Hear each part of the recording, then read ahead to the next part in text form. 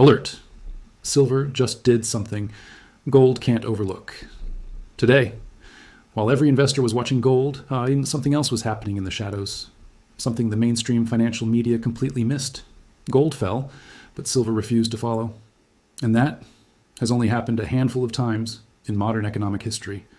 Every time it did, what followed changed the fortunes of those who were paying attention. And by the end of this briefing, you will understand exactly why silver just sent a warning that gold simply cannot ignore. Welcome to Next Alert, the channel where we don't just report the news, we uncover what's really moving behind it. If you're new here, take a moment and hit that subscribe button. Think of it like this. You wouldn't miss a call from someone who's about to hand you important news that could protect your hard-earned money, would you? That's exactly what subscribing to Next Alert means. Every single day, we bring you the truth the headlines leave out before it becomes obvious to everyone else. And I'd love to know, where are you watching this from today? Drop your city or your country down in the comments below. It always amazes me seeing how far and wide this community stretches from every corner of the world, all paying attention to the same signals. Now, let's get into it. By the time markets closed today, the headlines had already written themselves. Gold was down, precious metals were retreating. Analysts across financial television were calling it routine profit-taking, investors simply cashing in after a strong run. On the surface, nothing about the story seemed unusual. It looked like any other red day in the metals market. But beneath that surface, something far more revealing was taking place. Gold fell sharply, down more than 1.5% in a single session. That kind of move on its own would barely raise an eyebrow among seasoned market observers. Pullbacks happen. Profit-taking happens. It is, in many ways, the normal rhythm of any asset that has recently climbed. What was not normal was what silver did in response. Silver, historically the more volatile of the two metals, the one that typically falls harder and faster than gold during any broad sell-off, did not follow the script. It declined, but only marginally, a fraction of the drop seen in gold. For anyone who has studied these markets closely, this is the kind of detail that should not be dismissed. It is the kind of detail that demands investigation. This divergence matters because of how rarely it occurs. In the modern history of precious metals trading, silver outperforming gold during a synchronized downturn is the exception, not the rule. And exceptions, particularly in financial markets, are rarely random. They tend to be early signals. Small cracks that appear before a larger structural shift becomes visible to the broader public. Consider what this divergence did to the relationship between the two metals. The gold to silver ratio, a measure closely watched by institutional investors and central banks alike, compressed. Silver, quietly and without fanfare, became relatively more valuable against gold in the span of a single trading session. For the business community, for entrepreneurs building long-term financial strategies, and for anyone responsible for protecting capital rather than chasing headlines, this is precisely the kind of signal that should not be ignored. Markets rarely announce major shifts with a press release. They announce them through anomalies like this one, subtle, easy to overlook, and almost always explained only in hindsight. The question then is not whether this divergence happened. The data confirms that it did. The real question is what is driving it. To answer that, the analysis must move beyond the price charts and into the economic data released on the very same day, data that, when examined closely, tells a story far more complex than simple profit-taking. A story involving growth, inflation, and a central bank caught in an increasingly difficult position. That story begins with a single economic report released just hours before the markets closed. To understand why silver behaved the way it did, one must look past the metals market entirely and into a report most casual investors scrolled past without a second thought. The latest reading on economic growth and inflation, released by federal statisticians on the very morning the divergence occurred. At first glance, the numbers appeared unremarkable. Economic growth for the quarter came in at 1.5%, a slowdown from the previous quarter, but not dramatic enough to trigger alarm on its own. Slower growth by itself rarely moves markets in a meaningful way. Economies expand and contract in cycles. This looked to the untrained eye like nothing more than a routine deceleration. But growth was never the number that mattered most in this report. Buried within the same release was a second figure, one that tells a very different story when placed alongside the first. The price index tied to that growth data was expected to hold steady. Instead, it accelerated, climbing well beyond forecasts. In practical terms, this means the economy did not simply slow down. It became more expensive to operate at that slower pace. Growth weakened while the cost of achieving that growth increased. This is not a minor technical detail. It is the defining feature of one of the most difficult economic environments a central bank can face. Layered onto this was a second report, tracking the Federal Reserve's preferred inflation gauge. Year-over-year inflation, by this measure, climbed to levels not seen in years. extending a streak now stretching across 5 consecutive years in which inflation has failed to return to its stated target. 5 years is not a temporary disruption. It is a pattern, and patterns in economic policy tend to force decisions that markets are not always prepared for. Herein lies the dilemma now facing policymakers, one that receives far less attention than it deserves. To combat this stubborn inflation, interest rates would need to rise, or at minimum remain elevated for an extended period. But an economy already growing at a diminished pace cannot easily absorb higher borrowing costs without risking a deeper slowdown. Conversely, cutting rates to support growth risks releasing inflationary pressure that has already proven difficult to contain. This is not a policy error waiting to happen. It is a structural bind, one where every available option carries a meaningful economic cost. Central banks in this position are not driving the economy forward. They are managing damage on 2 fronts simultaneously, with limited tools to address either. Markets sense this, even when headlines do not spell it out directly. And historically, when growth stalls while inflation persists, capital does not simply sit still. It searches for protection, which brings the analysis back to the metals market and to the question of why, in this exact environment, one metal is beginning to behave very differently from the other. Every asset class carries a role within the broader financial system.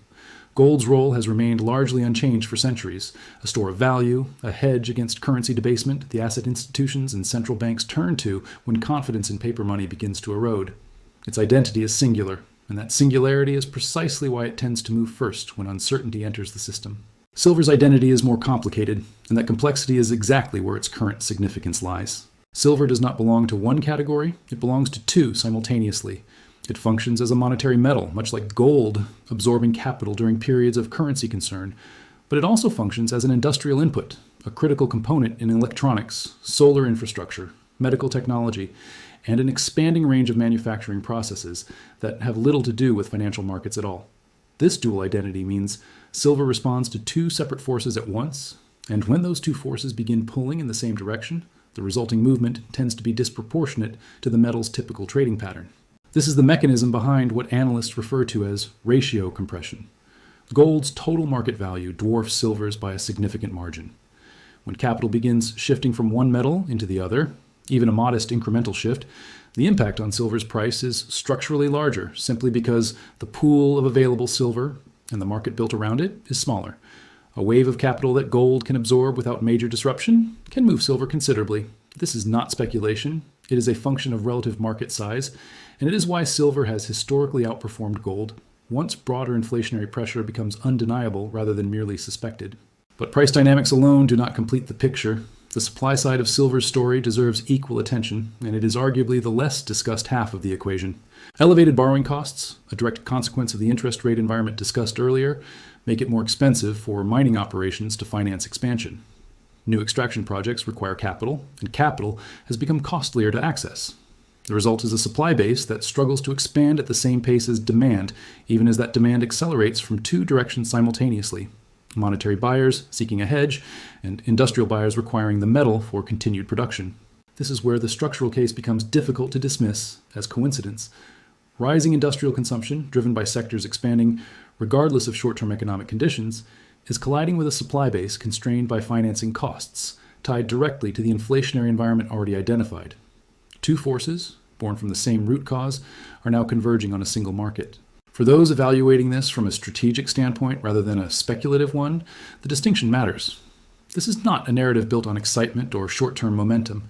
It is a structural alignment of monetary pressure and physical scarcity, the type of setup that, historically, has preceded some of the most significant repricing events in the metals market. Whether this alignment fully materializes remains to be determined by the data still to come. But the foundation is now visible, and it is built on more than a single day's price movement. What remains is translating this structural picture into a framework decision makers can actually use, not as prediction, but as preparation. Having examined the divergence, the underlying economic data, and the structural forces unique to silver, the analysis now turns to what matters most for the audience this briefing was built for.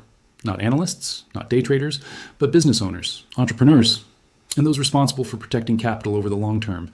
The first principle worth internalizing is that inflation, when sustained over multiple years rather than a single quarter, does not behave like a temporary inconvenience. It behaves like a structural tax on anyone holding cash reserves. A business owner, sitting on liquid capital, believing that capital to be safe simply because it exists in a bank account, is in fact watching its purchasing power erode year over year. quietly, without any single dramatic event marking the loss.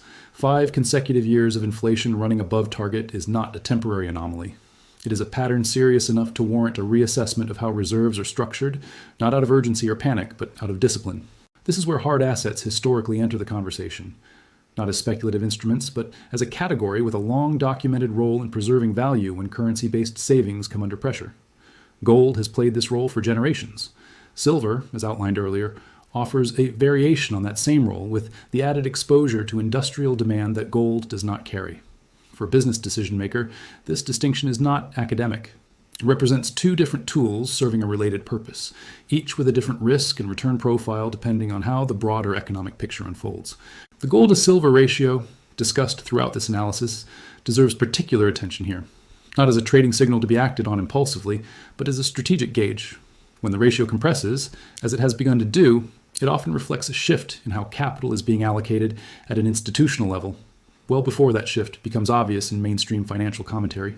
Monitoring this ratio over time, rather than reacting to any single day's movement, offers a more disciplined way of reading the broader environment.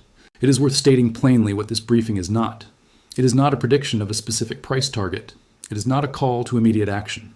Markets are influenced by far too many variables to reduce to a single data point or a single divergence, however notable. What this analysis offers instead is a framework, a way of understanding why growth, inflation, monetary policy constraints, and the physical realities of supply and demand are converging in a manner that has, historically, preceded meaningful shifts in how capital is allocated across asset classes. For the entrepreneur building a business in this environment, the practical takeaway is one of preparation rather than reaction. Understanding that central banks are structurally constrained, unable to aggressively tighten without damaging growth, unable to ease without reigniting inflation, provides useful context for decisions ranging from how reserves are held to how future costs are forecasted. Understanding that silver occupies a unique position tied to both monetary uncertainty and industrial necessity provides a lens through which future market movements can be evaluated with more clarity than headlines alone typically offer. The events of this single trading day did not, on their own, prove that a major shift is underway. What they did was reveal a pattern consistent with the conditions that have historically preceded such shifts, a pattern worth continuing to monitor rather than dismissing as noise. This briefing does not end with a conclusion. It ends with a framework for observation, one that will continue to be tracked, data release by data release, as the picture either confirms itself or resolves in another direction entirely. What happens next will depend on the data still to come, and that data will be watched closely.